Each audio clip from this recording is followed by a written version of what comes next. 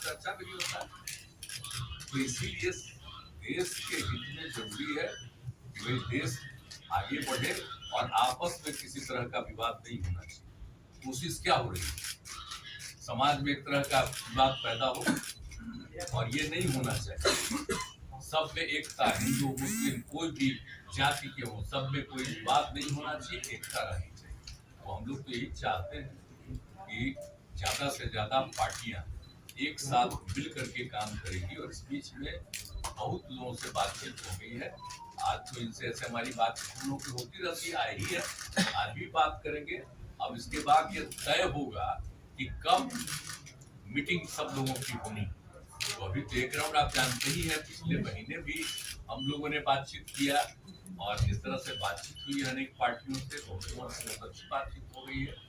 अब उसके बाद आगे जो करना होगा वो हम लोग करेंगे। सर एक सवाल तो आए हैं, बस यही मकसद है इनका और हम लोगों का विचार तो एक ही है ना, भाई देश के हित में काम करेंगे। पूरी तरह से जो हमारा पुराना इतिहास है देश का, उसको बिल्कुल कायम रखेंगे।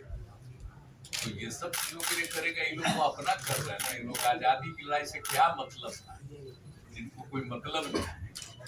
अब वो सोच लीजिए कितना कोई काम हो रहा है, अपने अपने ढंग से नई नई चीजों का नामकरण कुछ भी हो रहा है, ये तो विचित्र बात है।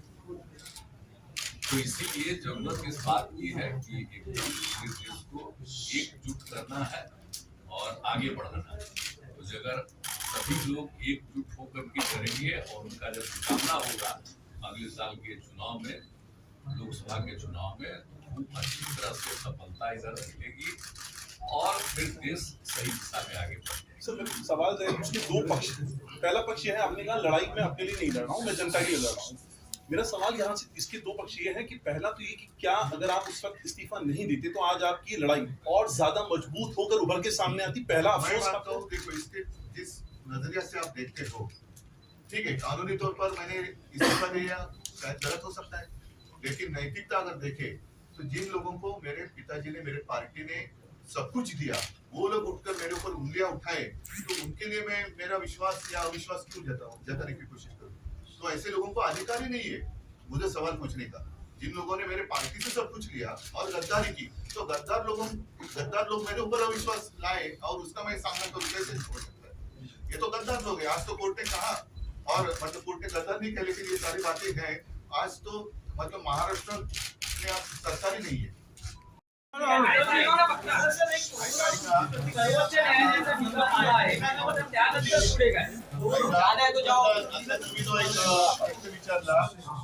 सर्वोच्च न्यायालयाने जे काय मला समजलेलं आहे त्यानुसार सांगितलेलं असं आहे की सर्वोच्च न्यायालय याच्या बाबतीत निकाल देऊ शकतो, कारण त्यांचा तो अधिकार आहे.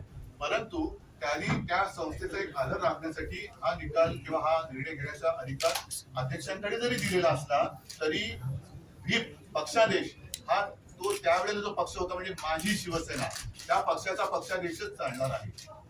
त्याच्यामुळे हा सगळ्यात महत्वाचा निर्णय सुप्रीम कोर्टाने दिलेला आहे. त्याचबरोबरीने निवडणूक आयोगावरती सुद्धा ताशेरे मारलेले आहेत, राज्यपालांवरती ताशेरे ओढलेले आहेत. एकूणच हे चापकाचे फटकारे जर जे तिकडे खुर्चीत बसलेले आहेत ते निर्डावलेले नसले तर त्यांना पुरेसे आहेत आणि त्यानुसार आता तरी त्यांनी सुधारण्याची आवश्यकता आहे. उद्धवजी स्ट्रेट प्रश्न आहे की मुख्यमंत्र्यांनी, विद्यमान मुख्यमंत्र्यांनी राजीनामा द्यावा नैतिकतेच्या आधार, अशी तुमची ठोस मागणी आणि आहे. जसं मी तुम्हाला म्हटलं की मी एक नैतिकता, मला असं वाटलं की त्यांना सगळं काही देऊन सुद्धा आपापलेली लोक ही माझ्यावरती अविश्वास ठराव आणणार आणि त्यांच्या आपापलेपणाला मी पुरेसा पडू शकत नाही, कारण आणखी काय देणार. तर अशा लोकांनी माझ्यावरती अविश्वास ठराव दाखवणं हे मला मंजूर नव्हतंच, ते मंजूर नाही. मी कदापि ते मान्य करणार नाही, म्हणून मी राजीनामा दिला. जसा मी एका क्षणाचाही विलंब न करता राजीनामा दिला, तसं एवढा तर सर्वोच्च न्यायालयाने फटके दिल्यानंतर जर थोडीतरी नैतिकता मुख्यमंत्र्यांच्या आणि उपमुख्यमंत्र्यांच्या अंगी शिल्लक असेल तर त्यांनी जसा मी राजीनामा दिला तसा राजीनामा द्यावा आणि निवडणुकीला सामोरं जावं. सुप्रीम कोर्टानं राज्यपालांना फटकारलेला आहे, कारण त्यांनी जे निर्णय घेतलेले आहेत ते निश्चित चुकीचं असलेलं म्हटलेलं आहे. त्याबद्दल राज्यपाल म्हणजे स्वतःच्या घरचा चाकर असल्यासारखं वापरण्याची जी पद्धत सुरू झालेली आहे, ती पद्धत बघितल्यानंतर राज्यपाल यंत्रणाच आता शिल्लक ठेवावी की नाही हा प्रश्न आता सर्वोच्च न्यायालयाला आम्हाला, म्हणजे मला असं वाटतं, विचारायला पाहिजे की हे असंच जर का, कारण प्रत्येकाचे काम असतं, ज्या सर्वोच्च न्यायालयाने केलं तसंच जसं आता मीडिया असतो, जसं म्हणाले की काही गोष्टी तुम्ही लोकांसमोर आणल्या पाहिजे, तर 4 स्तंभ जे म्हणतो हे 4 स्तंभ मजबूत पाहिजे. त्याच्यापैकी जर का एका स्तंभाला वाढवी लागली असेल तर त्या स्तंभाचं रिपेअरिंग हे करणं गरजेचं आहे. टीव्ही 9चा ठेव, मटाचा ठेवू नको.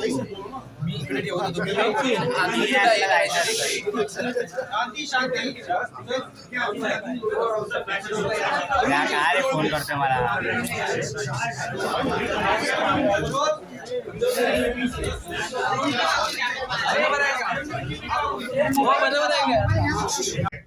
मैंने जैसे अभी आपको कहा, जब हम अंदर बात कर रहे थे तो एक ज्याला शुभ शकुन असं म्हणतो की इतने दिनों से हमारी लड़ाई चल रही थी सर्वोच्च न्यायालय में, आज आप भी आ गए और वो निर्णय भी आ गया. इस देश में अब प्रजातंत्र, उसकी रक्षा करना हमारा काम है. जैसे सर्वोच्च न्यायालय ने कहा कि अगर मैं रिजाइन नहीं करता, मैं इस्तीफा नहीं देता, तो शायद मैं वापस मुख्यमंत्री बन जाता. मैं मेरे लिए नहीं लड़ रहा हूँ. मेरी लड़ाई जनता के लिए है, मेरे देश के लिए, मेरे राज्य के लिए है. और भले हम इससे पहले राजनीति में विवाद तो होते रहते हैं, लेकिन एक मत तो हमारा हो गया है कि इस देश को हमें बचाना है, संविधान को बचाना है. और इसलिए आप यहाँ आए हैं, हम मिलकर पूरे देश में घूम रहे हैं, सबके घर जा रहे हैं, हम सब मिलकर ये जो अपने देश को फिर से एक बार गुलाम बनाना चाहते हैं उनको घर भेजेंगे. और मुझे पक्का भरोसा है पूरी जनता हमारा इंतजार कर रही है. तो साहेब, राजीनामा देणं ही चूक झाली असं वाटतं का?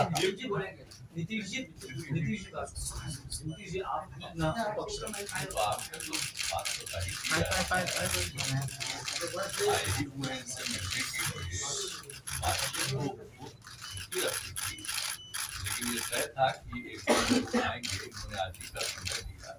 और आज जो इनका मामला था जिसके बारे में जानते ही हैं, इनके साथ जो अन्याय हुआ था, अब जिस तरह से जो फैसला आज आ गया तो बहुत अच्छा हुआ है. तो इन्होंने भी पता ही किया है.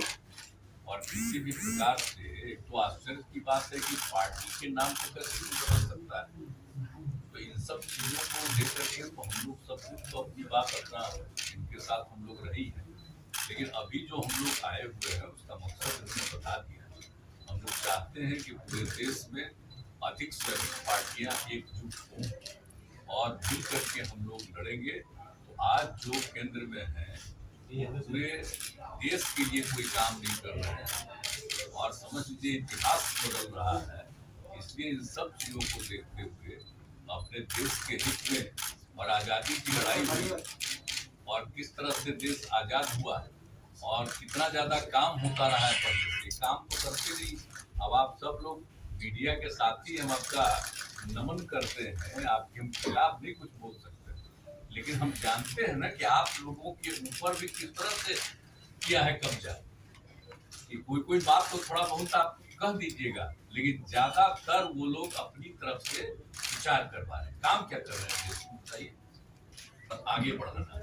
तो अगर सभी लोग एकजुट होकर के करेंगे और उनका जब सामना होगा अगले साल के चुनाव में, लोकसभा के चुनाव में, खूब अच्छी तरह से सफलता इधर मिलेगी और फिर देश सही दिशा में आगे बढ़ जाएगा. सर मेरा सवाल है, उसके दो पक्ष हैं. पहला पक्ष ये है, आपने कहा लड़ाई में अकेले नहीं लड़ रहा हूँ, मैं जनता के लिए लड़ रहा हूँ.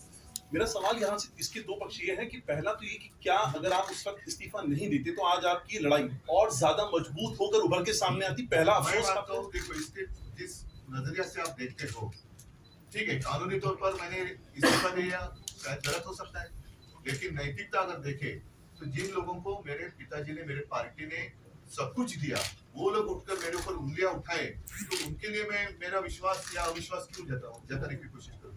तो ऐसे लोगों को अधिकार ही नहीं है मुझे सवाल पूछने का. जिन लोगों ने मेरे पार्टी से सब कुछ लिया और गद्दारी की, तो गद्दार लोग मेरे ऊपर अविश्वास लाए और उसका मैं सामना करूं, कैसे हो सकता है. ये तो गद्दार लोग हैं. आज तो कोर्ट ने कहा, और मतलब कोर्ट ने गद्दार नहीं किया, लेकिन ये सारी बातें हैं. आज तो मतलब महाराष्ट्र में आप सरकार ही नहीं है.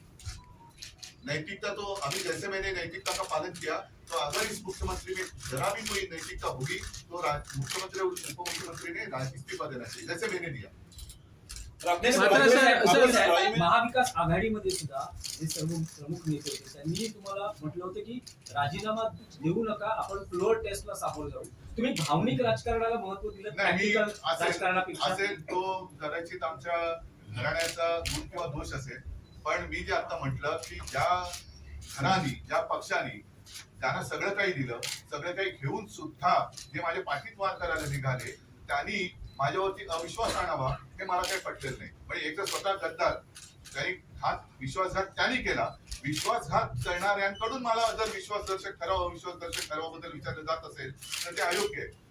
सर सुप्रीम कोर्टाने सांगितलं दो युवा बैठे हैं, दो युवा यहाँ पर हैं, आदित्य हैं और तेजस्वी हैं, जिस लड़ाई की आप बात कर रहे हैं, जो मिलकर सामने आए हैं, इनमें इन दोनों का कितना अहम रोल और किस तरह से देखेंगे आप? अभी क्या रोल अभी क्या वो सिनेमा थोड़ी है कि रोल कैसे रहेगा. पार्टी ने सब कुछ दिया, वो लोग उठकर मेरे ऊपर उंगलियां उठाए तो उनके लिए मैं मेरा विश्वास या अविश्वास क्यों जताने की कोशिश करूं? तो ऐसे लोगों को अधिकार ही नहीं है मुझे सवाल पूछने का. जिन लोगों ने मेरे पार्टी से सब कुछ लिया और गद्दारी की, तो गद्दार लोग मेरे ऊपर अविश्वास लाए और उसका मैं सामना करूं कैसे हो सकता है? ये तो गद्दार लोग हैं. आज तो कोर्ट ने कहा, और मतलब कोर्ट ने गद्दार नहीं कहा, लेकिन ये सारी बातें हैं. आज तो मतलब महाराष्ट्र में आप सरकार ही नहीं है. नैतिकता तो अभी जैसे मैंने नैतिकता का पालन किया, तो अगर इस मुख्यमंत्री में जरा भी कोई नैतिकता होगी तो मुख्यमंत्री और उप मुख्यमंत्री ने इस्तीफा देना चाहिए जैसे मैंने दिया. महाविकास आघाडीमध्ये सुद्धा जे सर्व प्रमुख नेते होते त्यांनी तुम्हाला म्हटलं होतं की राजीनामा देऊ नका, आपण फ्लोअर टेस्टला सामोरं जाऊ. तुम्ही भावनिक राजकारणाला महत्व दिलं, नाही, मी प्रॅक्टिकल राजकारणापेक्षा. असेल तो कदाचित आमच्या घराण्याचा गुण किंवा दोष असेल, पण मी जे आता म्हटलं की ज्या घराणी ज्या पक्षांनी त्यांना सगळं काही दिलं, सगळं काही घेऊन सुद्धा जे माझे पाठीत वार करायला निघाले त्यांनी माझ्यावरती अविश्वास आणावा हे मला काही पटलेलं नाही. म्हणजे एक तर स्वतः गद्दार त्यांनी विश्वासघात त्यांनी केला, विश्वासघात करणाऱ्यांकडून मला जर विश्वासदर्शक ठराव अविश्वासदर्शक ठरावाबद्दल विचारलं जात असेल तर ते अयोग्य आहे. सर सुप्रीम कोर्टाने सांगितलं दो युवा बैठे हैं, दो युवा यहाँ पर हैं, आदित्य हैं और तेजस्वी हैं, जिस लड़ाई की आप बात कर रहे हैं, जो मिलकर सामने आए हैं, इनमें इन दोनों का कितना अहम रोल और किस तरह से देखेंगे आप? अभी क्या रोल अभी क्या वो सिनेमा थोड़ी है कि रोल कैसे रहेगा. नीतीश जी जब ये हम लोग अपोजिशन यूनिटी की बात करते हैं बैठा ला रहे हैं, विपक्ष का चेहरा कौन बनेगा? आपकी कुछ ठीक कोशिश है, है चलो अभी विपक्ष का आगे चेहरा आ बनेगा. रहे हैं. करना चाहता हूं, लेकिन अपना कुछ नहीं करना चाहते हैं, ये जान लीजिए. हम तो सिर्फ चाहते हैं कि सब एकजुट हो, मिल करके सब लोग लड़े और हम लोग मिल करके पूरा का पूरा सिद्धांत बना के चले और देश को आगे लेकिन वो चेहरा कौन रहेगा? चेहरा कौन रहेगा? नीतीश जी बिहार में मीटिंग का डेट बनना तय हुआ है है. और जो भी बनेंगे सब मिलके सबको आगे नीतीश जी बिहार में मीटिंग का डेट तय हुआ है. मीटिंग कब और कहाँ? मीटिंग का डेट तय हुआ है बिहार में. अगली मीटिंग कब और कहाँ? नीतीश जी बिहार में मीटिंग का डेट तय हुआ है. मीटिंग का डेट बिहार में. बताएंगे. उद्धव जी बात न हो रही है आपस में. साहेब तुम्ही येते थांबा सर थांबा सर. देशामध्ये एकूणच लोकशाहीची हत्या होते की काय असं चित्र दिसतंय. आणि लोकशाही वाचवण्यासाठी सर्वच, नुसते मी विरोधी हा शब्द नाही वापरणार, तर विरोधी कोणाचे विरोधी, तर जे लोकशाहीची हत्या करू इच्छित आहेत त्यांचे विरोधी, असे सगळे देशप्रेमी पक्ष आणि जनता एकत्र करण्याचे जे आमचे प्रयत्न सुरू आहेत, ते प्रयत्न आणखी बळकट करण्यासाठी नितीनजी आणि तेजस्वीजी आणि त्यांच्या सोबत सगळे सहकारी आलेले आहेत. त्यांचं सगळ्यांचं मी स्वागत करतोय. आजच सर्वोच्च न्यायालयाचा निकाल सुद्धा आलेला आहे आणि मला खरंच एका गोष्टीचं समाधान आहे. मी वारंवार असं म्हटलं होतं की सर्वोच्च न्यायालयाचा निकाल हा केवळ शिवसेनेच्या भवितव्याचा नसेल, तर तो आपल्या देशातल्या लोकशाहीच्या बद्दल, लोकशाही जिवंत राहणार की नाही याबद्दलचा असेल. आणि माननीय सर्वोच्च न्यायालयाने आज जो निकाल दिलेला आहे त्याच्यामध्ये एकूणच सत्तेसाठी हपापलेल्या लोकांचं उघडं नागडं राजकारण हे त्यांनी त्याची पूर्णपणाने चिरफाड केलेली आहे. सगळ्यात महत्वाचं म्हणजे राज्यपाल महोदयांची जी भूमिका होती ती संशयास्पद, आता त्या संशयास्पद म्हणायला सुद्धा काही अर्थ राहिलेला नाही. ती सरळ सरळ अयोग्य होती आणि एकूणच राज्यपालांच्या भूमिकेचं सुद्धा वस्त्रहरण झालेलं आहे. मग ते दिल्लीच्या बाबतीत असेल, इथल्या बाबतीत असेल. आणि राज्यपाल ही यंत्रणा ही एक आतापर्यंत आदरयुक्त अशी यंत्रणा होती, पण राज्यपाल यंत्रणेचे धिंडवडे ज्या पद्धतीने शासनकर्ते काढतायत ते बघितल्यानंतर आता याच्या पुढे राज्यपाल यंत्रणा ही अस्तित्वात ठेवावी की नाही हा सुद्धा एक मोठा विचार मला असं वाटतं सर्वोच्च न्यायालयापुढे आपल्याला द्यायला पाहिजे. तूर्त सर्वोच्च न्यायालयाने जो निकाल दिलेला आहे त्याच्यामध्ये राज्यपालांना अधिवेशन बोलवण्याचा अधिकार नव्हता, त्यांनी बोलवण्याची गरज नव्हती वगैरे वगैरे सगळे आता आपण डिटेलमध्ये गेल्यानंतर कळेल. पण अपात्रतेचा निर्णय हा त्यांनी अध्यक्षांवरती जरी सोपवला असला तरी पक्षादेश हा त्यावेळेचा जो पक्ष म्हणजे माझी शिवसेना त्या शिवसेनेचाच राहील. आता अध्यक्ष महोदयांना सुद्धा याच्यामध्ये वेळ न काढता लवकरात लवकर निर्णय घ्यावा याच्यासाठी आम्ही आता मागणी तर करूच. हा एक भाग झाला. लेकिन आज नीतीश जी और तेजस्वी जी आए हैं, मैं आपका स्वागत कर ही रहा हूँ और लड़ाई तो आज शुरुआत हो गई है. मैंने जैसे अभी अभी आपको कहा जब हम अंदर बात कर रहे थे तो एक ज्याला शुभ शकुन असं म्हणतो